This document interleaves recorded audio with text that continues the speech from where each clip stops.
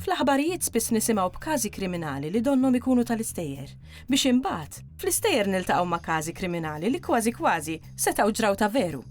It-tim tal-Sinna ltaqa' ma' Mark Camilleri li jikteb ir-rumanzi polizzjeski dwar l-Ispettur Gallo u kollegi oħra mill-korp. L-Ispettur Gallo huwa l-kap tal-iskwadra ta' taqsima ta' kontroll omicidi fiħdan id-Dipartiment tal-Investigazzjoni Kriminali tal-Pulizija ta' Malta. Allura xogħlu huwa li jinvestiga ħafna mill-omiċidi li jseħħu f'dal pajjiż u jipprova jsolvihom mill-aħjar li jista'.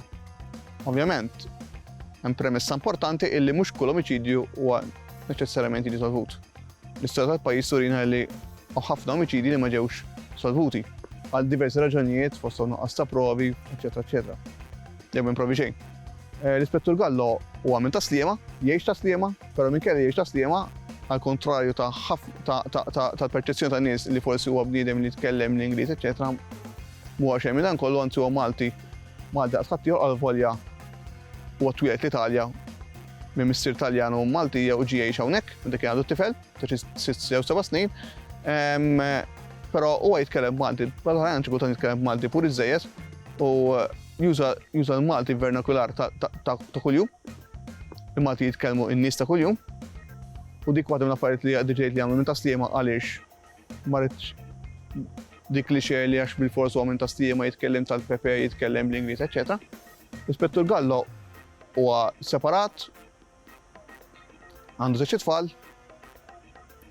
jgħix waħdu, għal xi kultant id-dar tiegħu tkun f'kaos u diżordni bħal ħajja tiegħu li jgħix għal diversi raġunijiet għaliex l-investigazzjonijiet jitlu ħafna fil-personal tiegħu għaliex mhux kapaċi jagħmel distinzjoni bejn il-personal u x-xogħol tiegħu, ix-xogħol jirkeb ħafna fil-personal, personal jidħol fix-xogħol tiegħu, jieħu x-xogħol tiegħu ħafna serjetà u s'issa ovvjament kellu 3 rakkonti, probabbilment kellu 4 għaliex l-ewwel u ddebutta fix-xena letterarja Maltija fl-2009. Il-sena ħajkun qed jagħlaq 10 snin. Iddebutta f'rakkont qasir f'novella li der f'kollezzjoni jisimha 45. Is-sena ta' wara der l-ewwel darba f'romanz sħiħ ismu Prima Pace li tfisser mad-daqqatajn. Imma l-ewwel daqqatajn il-każ jidher sempliċi imma mhu każ sempliċi xejn. 3 snin wara fl-2013 huwa der Valens, it-tieni romanz mis-sensiela Gallo, però hawnhekk kellna d-delitt ta' plejer popolari Malti, għal il-futbol jidħol dejjem. U fil-2016 der s'issa fl-aħħar wieħed next illi hemmhekk kellna d-delitt ta' personaġġ popolari wkoll, imma ovvjament l-istorja hija totalment differenti minn ta' qabelha. Allura minkejja li huma sensiela u l-personaġġ huwa dejjem l-istess, ir-rakkonti huma mhumiex marbutin ma' xulxin. Fil-futur qarib qed naħdem fuq ir-raba' wieħed fis-sensiela li d-darba huwa delitt pjuttost komuni però b'implikazzjonijiet ħafna kbar. Ora Gallo ovvjament dejjem għaddej. Ir-riċerka hija varja, u r-riċerka qabel tibda tikteb ħadd tkun waħda ġeografika għaliex jiena mmur fuq kull post li ħanuża u nieħu ritratti ta' postijiet ta' toroq, ta' rkejjen, ta' sqaqin, eċetera ħanuża biex ikolli viżwali d-domajnija li jiena qed insomma kemm jista' jkun kif korretta. Għandek riċerka medika, jien nikkonsulta ma' patoloġi, tobba, eċetera fejn jitlu autopsi, fejn jitlu feriti, riċerka ballistika jekk ħanuża armi, speċjalment armi fejn jitlu pistoli.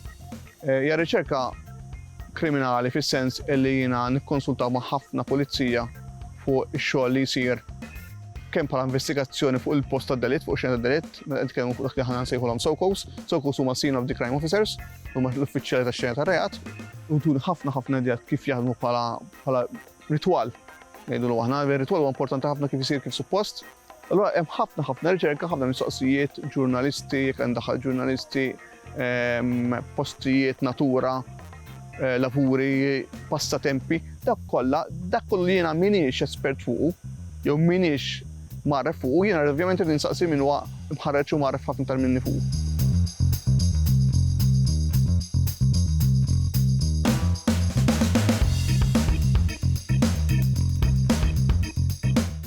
Il-Sinna jixtieq jirringrazzja lill kunsill Nazzjonali tal-Ilsien Malti, lid-Dipartiment tal-Malti fil-Fakultà tal-Arti l-Università, lill-Ministeru għall-Edukazzjoni u x-Xogħol u lill-Aġenzija Nazzjonali tal-Litteriżmu.